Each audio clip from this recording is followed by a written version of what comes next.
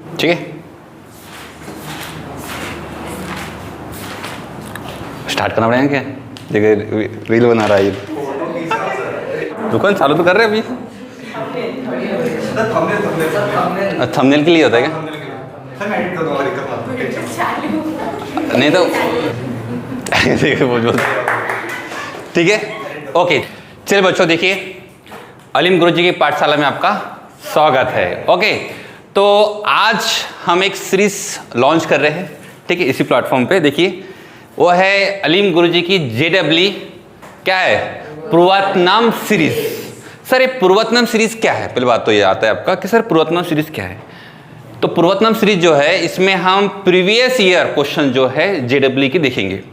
इसमें जितने भी आपके JEE के जो चैप्टर्स है, उसके जितने भी लेटेस्ट क्वेश्चंस, सबसे इंपॉर्टेंट बात आती है वो है लेटेस्ट क्वेश्चंस की, ठीक है।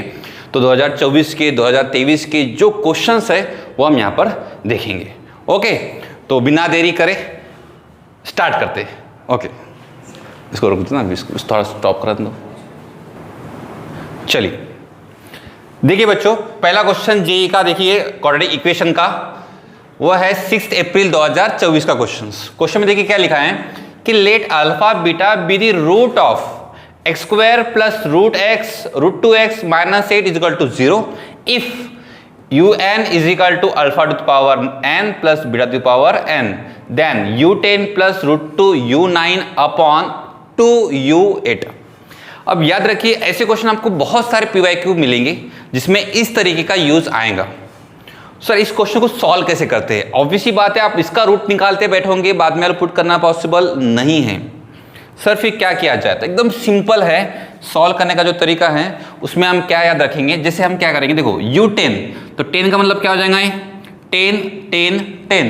तो डायरेक्टली जो हमारा क्वेश्चन पूछा गया है मैं वही बना देता हूँ। इसमें जो इस तरह से हमारे पास दिया गया है 2u8 है ना, सॉल्यूशंस में u10 का मतलब होता है अल्फा की पावर में 10 प्लस बीटा की पावर में 10, ठीक है, डन।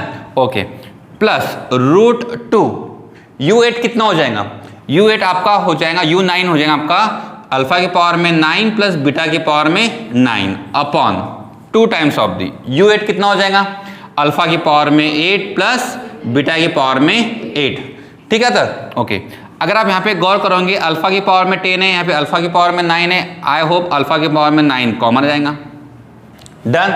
बचेंगे कितने यहाँ पे बताओ, अल्फा प्लस यहाँ पे क्या बचेगा रूट 2। सिमिलरली बीटा की पावर में 9 beta plus root 2 upon 2 times of the alpha की पावर 8 प्लस बीटा की पावर 8। सर अब क्या करें, अब समझना इसमें आप क्या करें। अब मुझे इसकी वैल्यू तो मुझे नहीं पता, फिर हमारा इक्वेशन किस काम का है। इक्वेशन में क्या दिया देखो, x का square plus root 2x minus 8 is equal to 0। जो रूट होते हैं वो इसको सेटिस्फाई करते हैं, तो हम यहाँ पे पुट कर देंगे। बताओ कैसे पुट करेंगे हम। सर यहाँ पे बिहाइंड द सीन ऐसे लिखते दो कि अल्फा का square plus root 2 alpha minus 8 is equal to 0। तो यहाँ पे क्या हो जाएगा, अल्फा का square plus root 2 alpha is equal to 8। यहाँ से अल्फा कॉमन आ जाएगा, alpha plus root 2 is equal to 8। तो alpha plus root 2 is equal to 8 upon में अल्फा। तो इसकी जगह आप क्या लिख सकते हो, 8 अपॉन अल्फा। हम लिख देते डायरेक्टली अल्फा के पावर में 9 8 अपॉन में अल्फा। सिमिलरली यहाँ पर भी क्या है बताओ, फिर ये 8 अपॉन में बीटा। अगर आप गौर करोगे तो ये वैल्यू इसके जैसी मिलके देखो, अल्फा की पावर में 8 आ जाएगा, बीटा की पावर में 8, यहाँ से 8 आ जाएगा कॉमन, बचेंगे कितना, alpha the power 8 plus beta the power 8 upon 2 times of the alpha the power 8 plus beta the power 8। कितना आंसर आएगा, ये गेट कैंसिल, 8 अपॉन 2 4। तो फाइनल आंसर कितना है उसका 4। क्लियर है, डन। चलिए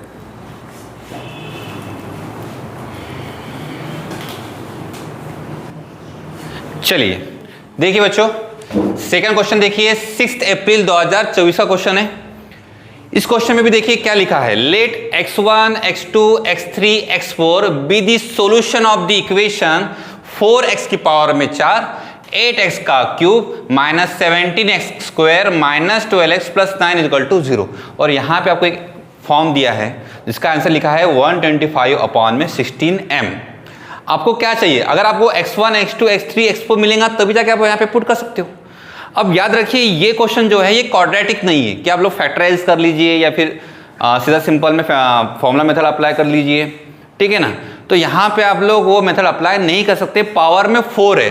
तो सर फिर क्या किया जाए, तो उसके लिए बेस्ट मेथड क्या होती है, सिंथेटिक डिविजन्स। ओके, तो सर सिंथेटिक डिवीजन में हम क्या करते हैं, सिंथेटिक डिवीजन में हम इस तरह से करते हैं कि क्वेश्चन में थोड़ा ध्यान रखेंगे इस चीज को कि सिंथेटिक डिवीजन में हम क्या करते हैं कि इसकी जो फैक्टर है पहले हम बना लेंगे यहाँ पे क्या क्या बताइए, 4 कोएफिशिएंट क्या है इसके 4, इसका कोएफिशिएंट कितना है +8 कितना है -17 -12 और कितना हो जाए हमारे पास 9। ओके बच्चों, हो गया। अब यहाँ पे थोड़ा ध्यान रखेंगे, इसमें कोई भी चीज छूटना नहीं चाहिए। मान लीजिए पावर 4 है, फिर पावर 3 देखेंगे, पावर 2 देखेंगे, पावर 1 देखेंगे, फिर कांस्टेंट।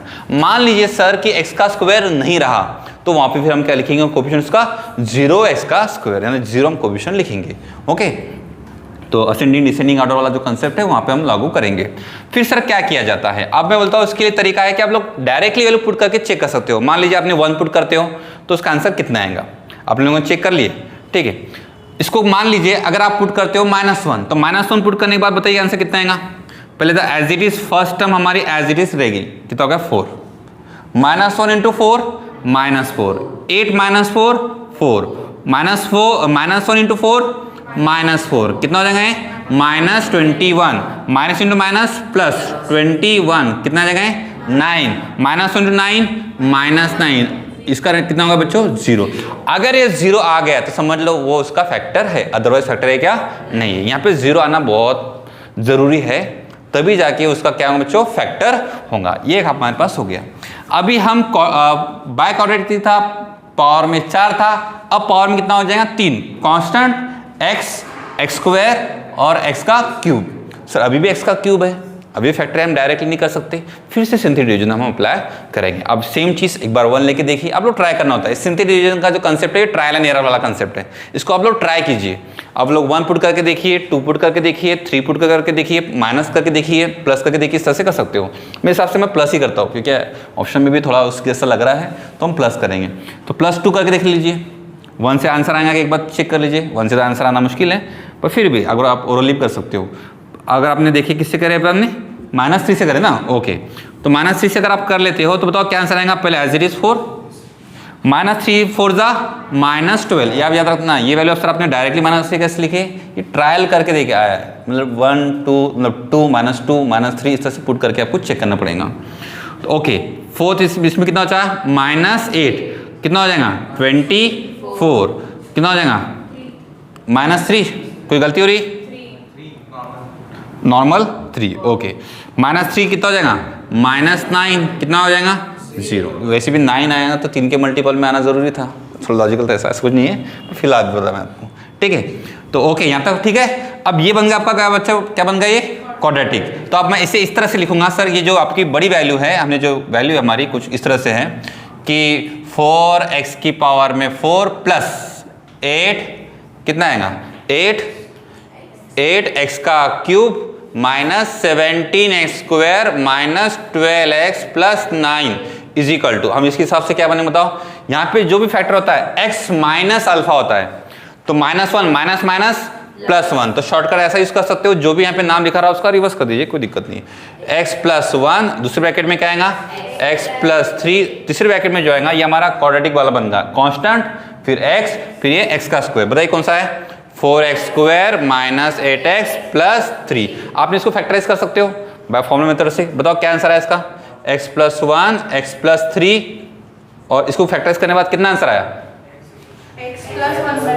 x + 1/2 x + 3/2। तो बस यही तो हमारे आंसर है।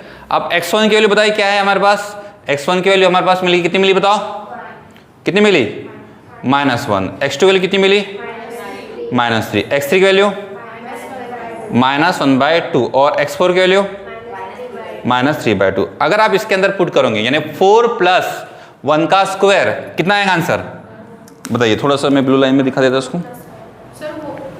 x -1/2 है क्या, ओके -3/2, ओके। तो क्या प्लस हो जाएगा यहाँ पे, यहाँ पर भी क्या बच्चों हमारा प्लस हो जाएगा, ठीक है, ओके कोई बात नहीं। अब बताइए वैसे भी स्क्वायर था, कोई दिक्कत थी नहीं वैसे उसमें। ओके, तो बाद में बताइए 4 प्लस आप कर सकते हो माइनस 1 का स्क्वायर, कितना होगा 5। इसमें जो फर्स्ट टर्म देखते हैं 5 इंटू कितना आएगा 4 प्लस 3 का स्क्वायर 9, 9 प्लस 4 13 इंटू 13 हो जाएगा। 4 प्लस 1/2 का स्क्वायर 1/4, 4 प्लस 1/4 17/4 इंटू 9/4 कितना आएगा 4 इंटू 9/4 4 प्लस 9/4 कितना आएगा 25/4 इज इक्वल टू कितना दिया है 125/16 m। मेरे हिसाब से 4 से 16 गेट कैंसिल, 5 और 25 से 125 गेट कैंसिल, तो m का आंसर कितना हो जाएगा m is equal to 13 into 17 कितना सर आया 221। ये आपका क्या बच्चों फाइनल आंसर हो गया। डन। ओके,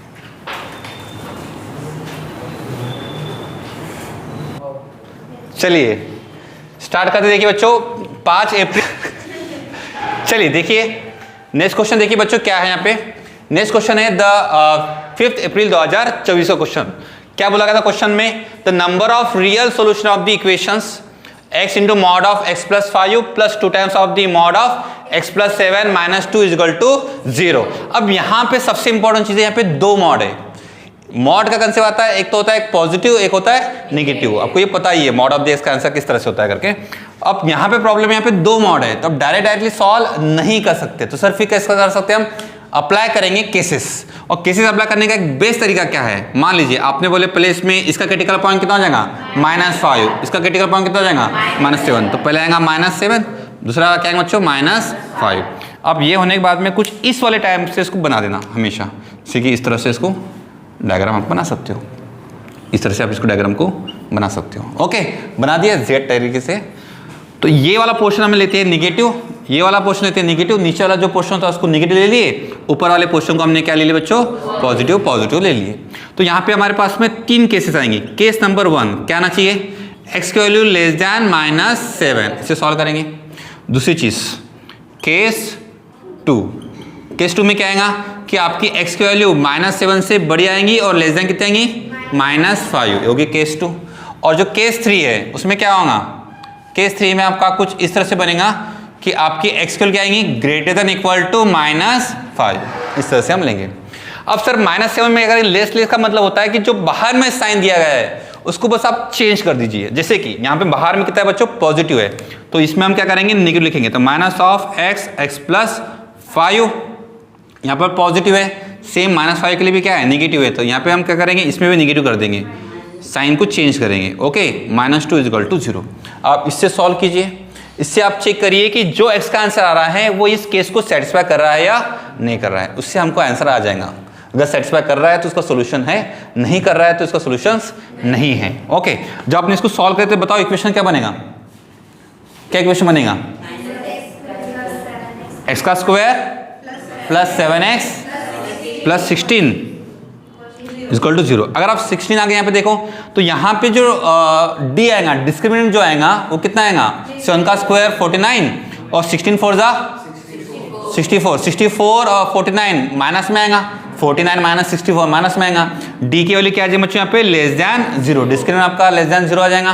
तो x की वैल्यू क्या बिलोंग करती है ऑल रियल नंबर्स, ठीक है। मगर एक चीज बात बताओ, रियल नंबर तो बाद में आएगा, पर d के लिए लेस देन 0 आ रही है, तो आपके जो रूट्स आएंगे वो आते इमेजिनरी है ना, ग्रेटर देन के लिए कंसेप्ट था।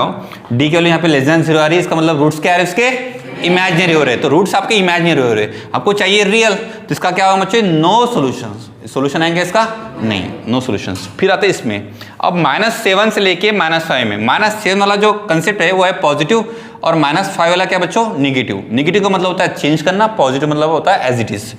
तो -7 का जो बाहर साइन है उसको हम एज इट इज रखेंगे और -5 का जो बाहर का साइन है उसको क्या करेंगे चेंज करेंगे, इसका मतलब होता है चेंज सिंपल में। तो माइनस साइन चेंज कर दिए, -x plus 5 plus 2 times of the x plus 7 -2 is equal to 0। इसको सॉल्व कर लीजिए, बताए x का क्या इक्वेशन बनेगा, क्या इक्वेशन बना, x का square plus 3x minus 12 is equal to 0, इस तरह से बनेगा। अब इसमें आप चेक करिए कि जो आपका x का आंसर आता है, x का आंसर जो भी आएगा उसको आपको चेक करना है कितना वैल्यू आती है कितनी वैल्यू नहीं आती है करके।